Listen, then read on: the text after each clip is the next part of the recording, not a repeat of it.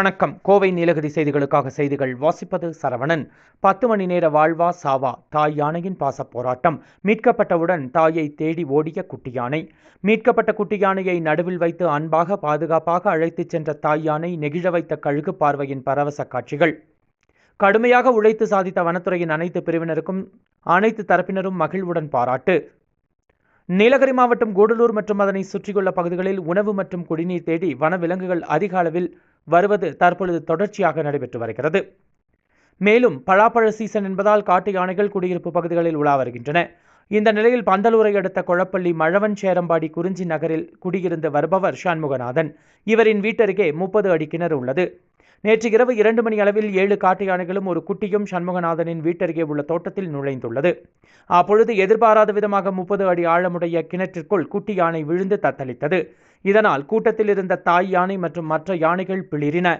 இரவு முழுவதும் சத்தமிட்டபடி குட்டியை காப்பாற்ற போராடிய காட்டு யானைகளின் சத்தத்தால் அருகில் இருந்த கிராம மக்கள் என்ன நடைபெற்றது என்று தெரியாமல் அச்சமடைந்தனர். குட்டி கிணற்றிற்குள் விழுந்து தத்தளிப்பதைக் கண்டு ஆக்ரோஷத்தில் தாய் யானை சண்முகநாதன் மற்றும் அருகில் இருந்த 2 வீடுகளையும் சேதப்படுத்தியுள்ளது. வீட்டில் குடியிருந்தவர்கள் அங்கிருந்து கூச்சலிட்டு ஓடி உயிர் தப்பியுள்ளனர். இந்த நிலையில் விடிந்ததும் அந்த பகுதியில் பார்வையிட்ட பொதுமக்கள் கிணற்றிற்குள் குட்டி யானை இருப்பதும் அதனை சுற்றி மற்ற யானைகள் கூட்டமாக நிற்பதைக் கண்டு வனத்துறையினருக்கு தகவல் தெரிவித்தனர். உடனடியாக சம்பவ இடத்திற்கு வந்த வனத்துறையினர் யானை கூட்டங்களை விரட்டிவிட்டு கிணற்றிற்குள் விழுந்திருக்கும் குட்டி யானையை காப்பாற்ற 2 JCB உதவியுடன் மீட்கும் முயற்சியில் ஈடுபட்டனர். இந்த பணியானது காலை 7 மணிக்கு துவங்கப்பட்டது. தொடர்ந்து கிணற்றின் ஒரு பக்கத்தில் சரிவாக பள்ளம் தோண்டப்பட்டது. தொடர்ந்து 7 மணி நேர போராட்டத்திற்கு பிறகு சுமார் 11 மணி நேரமாக கிணற்றிற்குள் இருந்த யானைக்குட்டி பத்திரமாக உயிருடன் மீட்கப்பட்டது. கிணற்றை விட்டு வெளியே வந்ததும் வனப்பகுதிக்குள் இருந்த தனது தாயை தேடி குட்டி யானை ஓடியது. வனத்துறையினரும் குட்டி யானையை பின்தொடர்ந்து கண்காணித்தனர்.